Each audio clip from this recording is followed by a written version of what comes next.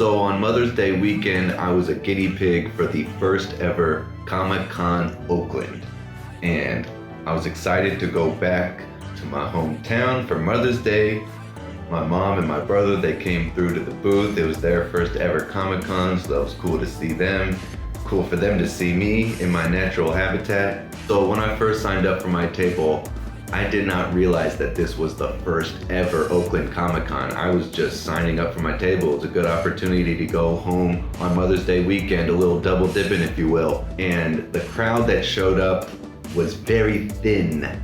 The footage that I've provided to go over the top of this while you're not seeing my pretty face is probably the most dense crowd that there was the entire weekend. That's Saturday and Sunday, but that's from Saturday, like 2 o'clock, 3 o'clock, somewhere in there, like peak day. If you've ever been to, let's say, the Comic Con in LA, where you might be forced to be in front of a table that you don't want to be in front of, merely because the crowd is so thick that you're like, excuse me. Maybe you just gotta wait for the lady in the wheelchair who's going 1 mile an hour. It just happens. This was not the case. You can see from the footage that there are people in the aisles, don't get me wrong, but I'm easily getting from side to side, weaving in and out through the whole place, no problem. And I don't show you the whole con floor, but I do kind of give you, like, I didn't do every aisle, but you get a sense of the space, the types of booths, how big, how wide. The whole con floor was maybe as big as the artist alley of the LA Comic Con. One thing that I had as another point of optimism was the Oakland Art Walk. I used to go out there with my table, set out my paintings and some prints, and I would actually make some money. I didn't have to sign up for nothing. I'd just show up guerrilla style, and the Oakland crowd, you know, they kind of appreciated my work. So I felt pretty good. All right, you concentrate the nerds. Where are the folks who grew up listening to Tupac and watching X-Men on the weekends, you know what I'm saying? That's the crowd that I was hoping would show up. My friends that I grew up with. People who watched the MCU, the Lord of the Rings, Star Trek, nerdy stuff like that. And it was like super deep, like heavy nerds. The dudes walking around looked like Santa Claus, you know what I'm saying? Like big fat white dudes with the beards. They were going up to the table next to me, buying all the Star Trek knockoff stickers, you know what I'm saying? Like parody Star Trek stuff, like hardcore old dude nerds. They did not care for my kind of graffiti style with the superheroes. Marvel and DC was just not popping, not there. And the kids walking around that I saw, they're all into the anime, the manga. It was not a comic book friendly crowd, even though it was Comic Con. I did not do well with a small crowd and a crowd that just wasn't really interested in what I was selling. I had some non-comic book stuff. My Frida stuff got moved, but whew, it was rough, man. I sold some stickers, but a lot of that is kind of already cartoon, you know, like Pokemon and Smash Brothers. Again, like we're getting into kind of more like video game crosses over with anime very easily. I mean, Nintendo, it's a Japanese property. Pokemon, you know what I'm saying?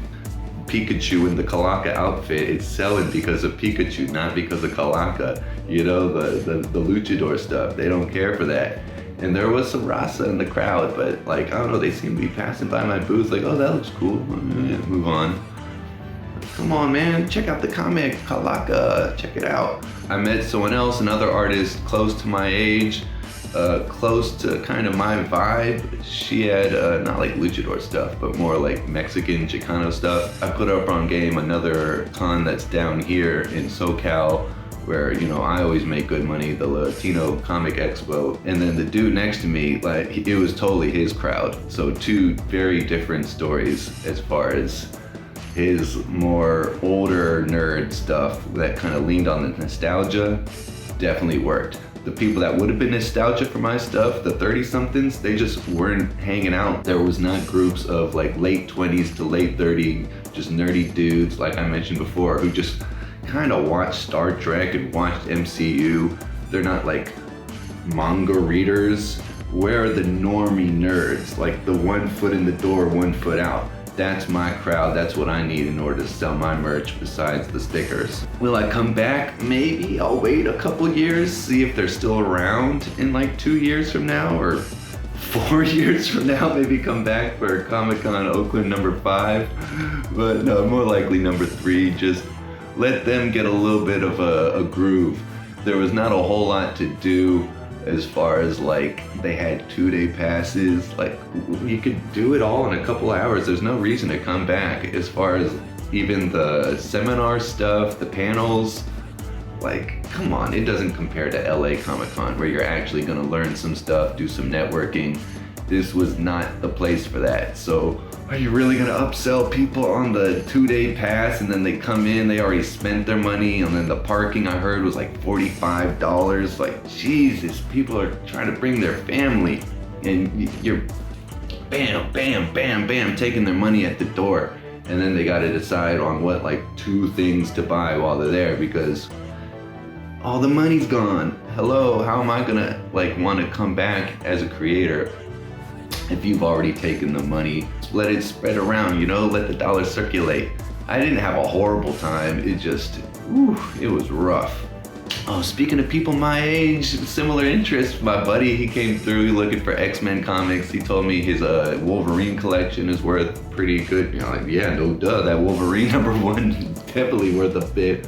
So that was cool to see him and his brother hang out, see the kids, the wife. She was checking out my art, she bought a piece. She's a normie. She checked out some of my art and was looking at the Syndrome and Jack Jack from The Incredibles, and she got a laugh, she got the reference. That's what I'm talking about. Where's my like people just go and see 4-quadrant movies and enjoy Batman. She bought a Batman thing for her son. So they're out there, you know, but I need more of that. Like the LA crowd, they know what's up. It's just a good time. Like tell the friends, hey, come on, we're gonna dress up like Batman and Robin and we're just gonna walk around, have a good time, take some pictures. It's just not a happening scene. So yeah, wait a couple years, see if the scene picks up a little bit, see if they can last a couple more years. You know, you wanna get into this game, how long you gonna last, how well you gonna do. So yeah, that was my take. I'm gonna leave you with the take from my neighbor. Like I said, a completely different perspective. So throwing it over to you, Kev. Hey folks, my name's Kevin Wood, also known as Funky Bat, and just finished up selling here at the Comic Con Oakland, the inaugural show. For me, it went pretty good. Enjoyed meeting the folks here, saw some great art, made some trades, bought some stuff, and sold quite a few of my stickers, pinups, magnets, and so forth. It was a pretty fun show. Traffic varies, but I would say if you enjoy cartoon art, pinups, pins, artwork, stickers, things like that, it's a pretty good venue. I'm gonna be back next year. I've been your boy Diesel Time. Thank you for watching. Thank you to Kevin Woods. Go follow him on Instagram at Funky Bats. If you like what you saw, drop a like. If you have any thoughts on Comic-Con, your own experience, drop it in the comments. Would love to hear from all of you. And follow, subscribe, all that stuff for more. You know how the internet works. Help your boy out. Peace.